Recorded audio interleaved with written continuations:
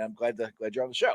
So Yeah, no, I appreciate you. You appreciate you having me on, and it's a good time right now if you're a Bengals fan. I mean, right now there's a lot more excitement than there was back when you saw me on the bridge. I mean, that you saw yesterday at Reds opening day. The fact that you had the ovation that you did for Joe Burrow, Jamar Chase, T. Higgins, Zach Taylor tells you what kind of vibe there is in the city heading into this 2022 season.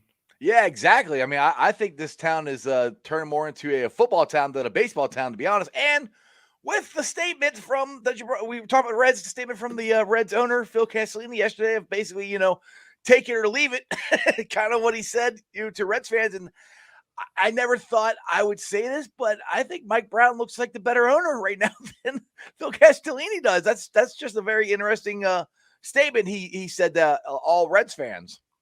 Yeah, I think when you look at it yesterday, I thought that was kind of a strange comment from an owner to make. Obviously, he to be honest, he has an interesting point in that basically because they have monopolized MLB baseball in the city. If you would like to go to an MLB baseball game, that's where you have to go. But I think it's a very short-sighted approach. We've seen even my beloved Arsenal Football Club in England. Whenever fans aren't happy with the team, what happens is they stop showing up and the club loses dollars and they decide a change must be made.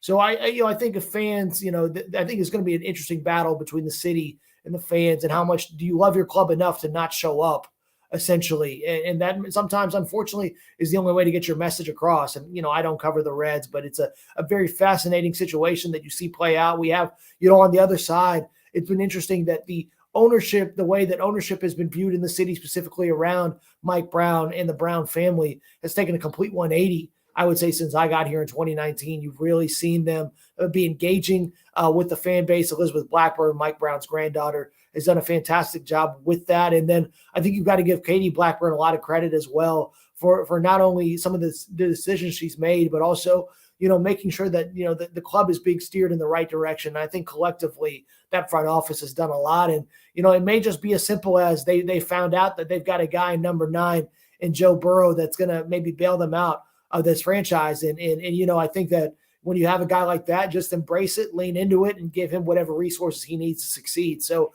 I think that's kind of what we're seeing. And the Bengals are reaping the benefits, much like the Reds could if they field a winner. Yeah, absolutely. And that's the interesting thing. And you made a great point there of the changes that Elizabeth Blackburn and Kate Blackburn had made. And you got to give credit to Mike Brown. He's allowed it to happen. And it all focuses around, number 9 here behind me, Jackpot Joey Burrow. If it wasn't for him, I don't know if the changes would happen as much as they are right now, because they're actually talking about it's in the works that they're probably going to have an indoor practice facility by the time the season rolls around this year. It's a temporary one, but we've been talking about that for 20 years at least to get an indoor practice facility. I know Pat McAfee always makes fun of the Bengals for not having one, but that's actually going to happen. And that's shocking to me. I never thought they would do that, to be honest. Yeah, it's really fascinating because, at the end of the season, Zach Taylor very clearly stated that the Bengals were not in need of one and basically said, we play in a lot of outdoor stadiums. There's really not a need for us to use it. We only use it a couple times.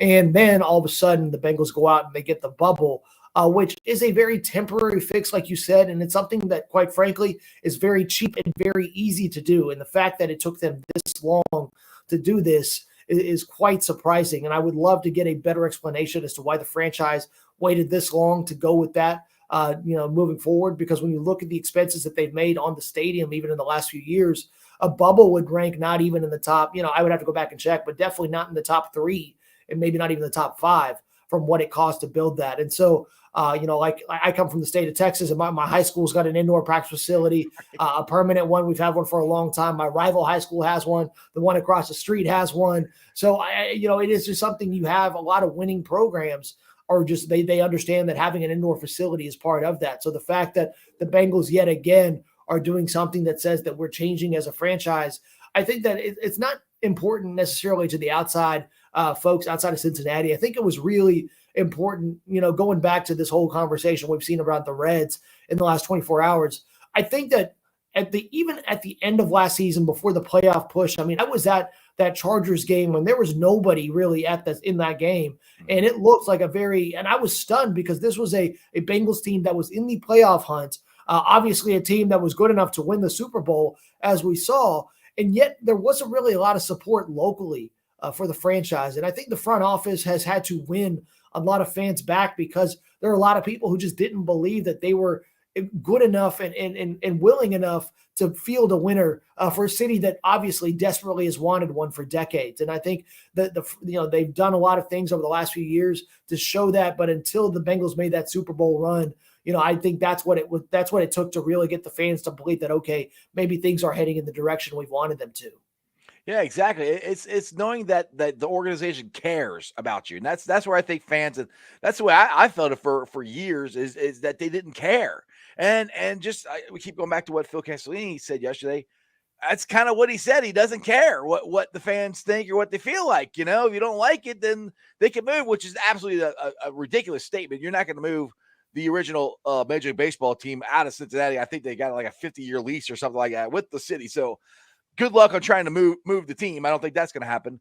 But but that's the thing where the Bengals have finally changed, and they've listened to the fans. I mean, for years we wanted the Ring of Honor. We got it now. For years we wanted an indoor practice facility. We're getting. And the funny thing is, those two things really have nothing to do to benefit the fans and to benefit the experience that we have going to the games. But we can talk about the things they changed at the game time with the new entrance and the rule of the jungle and all the amenities and everything they've done to enhance the game day experience.